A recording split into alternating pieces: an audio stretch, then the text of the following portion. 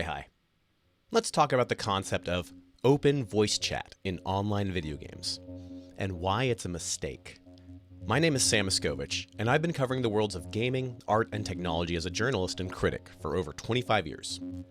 I relaunched this YouTube channel last week in part to cover new or different things, and for this week's installment, I want that to include online games, a topic I care about but often skip in my other full-time and freelance work. I'm obsessed with anything that's multiplayer, competitive, cooperative, from board games to arcade games to split-screen games. This kind of gaming builds bonds and connections. It redefines language. It lets us roleplay as passionate badasses in our otherwise humdrum lives. It humanizes us.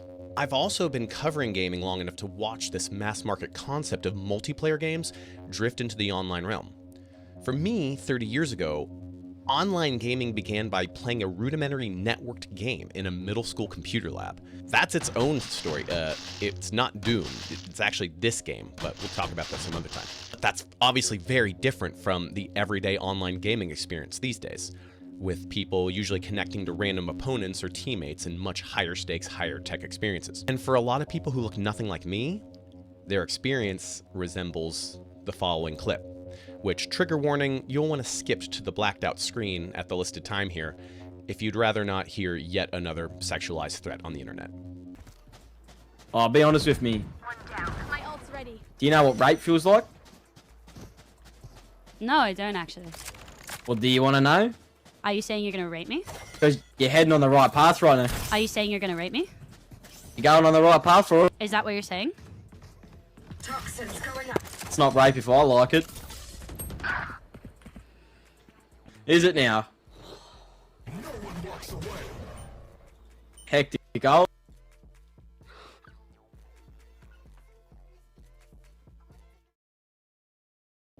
That's just the latest high-profile example of someone being harassed, abused, and according to some legal definitions, sexually assaulted for nothing more than presenting as their normal self. Once I watched that clip earlier this week, I couldn't get it out of my head.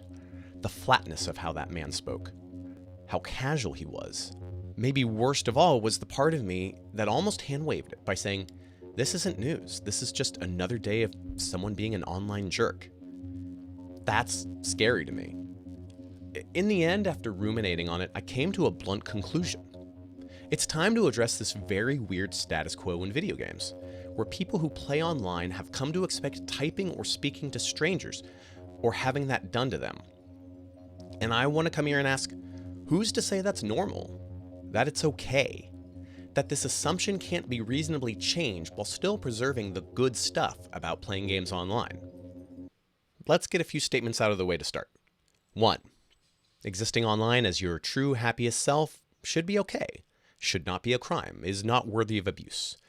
We should all endeavor to make online spaces safer for everyone. 2. Safety and play are not mutually exclusive. Role-playing as a rifle-toting soldier or a sci-fi hero, exploring concepts like violence, winning and losing, they're all better when there's an assumption of safety. It's just a game, and you should be able to swim briefly in the emotions and experiences of an amped-up environment. And 3, if either of those rile you up, you may be experiencing your own sense that you're not feeling safe, or that I want to deprive you of things you enjoy in a hobby like online gaming. That sounds uncomfortable, and I'm sorry that I can't properly speak to that kind of fear or worry in this video. I want to expand access to that feeling of safety. And if your comfort might hinge on depriving someone else of what I believe is the genuine core of play, I encourage you to explore why you might feel that way. And I've listed some resources below, so check them out if you get a second. Let's start with the game from the clip at the beginning of this video, Valorant, because it's one of the biggest to include voice chat as a default. Valorant is a 5-on-5 tactical team shooter, and tension really sits at its core. The clock is ticking. Objectives have to be carefully guarded. Death happens quickly. If one team member messes up, that can be the end of the round for everybody else. You have to collaborate to win, and time is of the essence. Go here, go there. I killed someone here. I died there. If that sounds tense, that is part of the point, that there's a combined team versus team assumption, that a locked, precise focus is required to win, that there's serious challenge and spice when real people are on the other end of your virtual gun's scope. And there's also this camaraderie and exploration of humanity that comes from collaborating either inside of these tense moments or chatting between rounds and getting to know teammates through jokes and questions. This trial by fire has bonded you together. You have this in common. There can be humor in the things that go wrong or the things that go right. Play, creating humanity. The basic Valorant concept was largely lifted from Counter-Strike, which came out in 1999, though one of its biggest features didn't roll out until 2001, voice chat by default. In the earliest online gaming era, if you wanted to talk out loud to teammates or opponents, everyone had to often connect a microphone and a friends list to a third-party application outside of the game that not everyone necessarily used, and then you had to coordinate on some other platform like IRC. Yes, I sound old. This was all clunky, and that was combined with slower dial-up connections, so it all combined to make voice chat inside of games a lot more of a niche thing to do. The early 2000s ushered in a sea change of online voice chat by default. Counter-Strike in 2001 on computers, even bigger with Xbox Live on the very first Xbox, with Halo 2 really making a sea change out of that. When the first Xbox console launched Xbox Live, it sold a kit in stores that came with a headset, as if to say you were not playing online until you could speak to your teammates or opponents.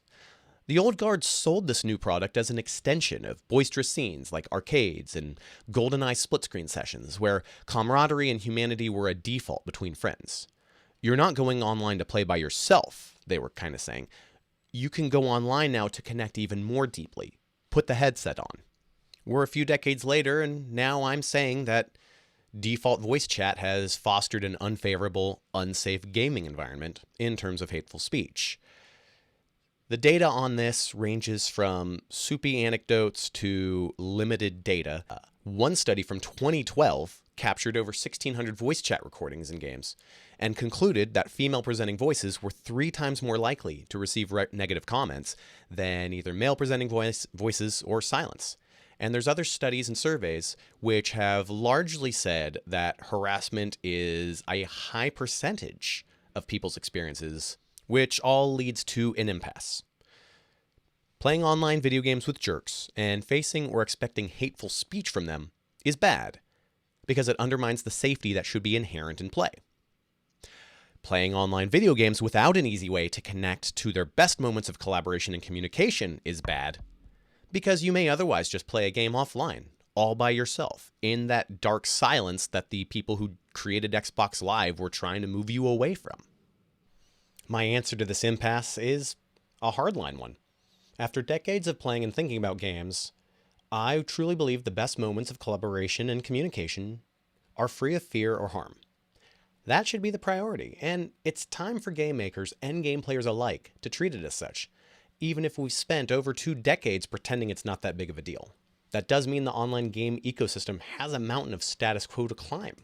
This is not a conversation about solving the larger issue of toxicity in online spaces, where hateful speech can fester without social checks and balances like eye contact or social stigma. Video game design includes a limited number of levers, and I'll focus on the ones that game makers and players can pull for now, to keep this video shorter than 4,000 hours. So, why do we communicate in games? I feel like there's 2 funnels we can talk about. One is to talk about the object of the game, where to go, what to attack, and the other is to talk about each other, where you're from, what do you like. The first funnel, talking about objectives, has arguably been solved in one of the biggest online genres, Battle Royale. The game Apex Legends led the way in 2021 when it introduced a ping system, which let you point at stuff. Useful armor? Bad guy to kill? A suggestion for where to go next?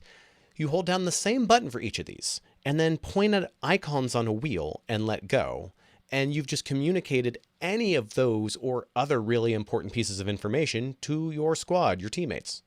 Sure enough, every Battle Royale since has come up with its own ping system. It works, but I don't think Battle Royale games are special as far as acclimating to such a hold down a button, point at a picture, and let go. The objectives and important aspects of any game are easily defined and codified. That's what game design is, as a spreadsheet of what you want players to do and how to do it. League of Legends I think of as a perfectly decent example. You can boil that down to the number of lanes that players can go to, the objectives in every match, universal attacks and strategies and vulnerabilities, even character-specific stuff that pops up once you've played a match for a few minutes. Boil all of that down into a list of highest level variables. Build a 1 or 2 button system that brings up anything like a conversational wheel that communicates important information, in my opinion, possibly faster than saying it out loud. This kind of button press system doubles, in my opinion, as an accessibility option for anyone who might not be able to speak out loud, whether they're connected from a different nation and speak a different language, or they're playing in a loud or crowded space. I think objective-based chat wheels are a good start to removing public voice chat as a default in some of these games. Is there a better option? Maybe.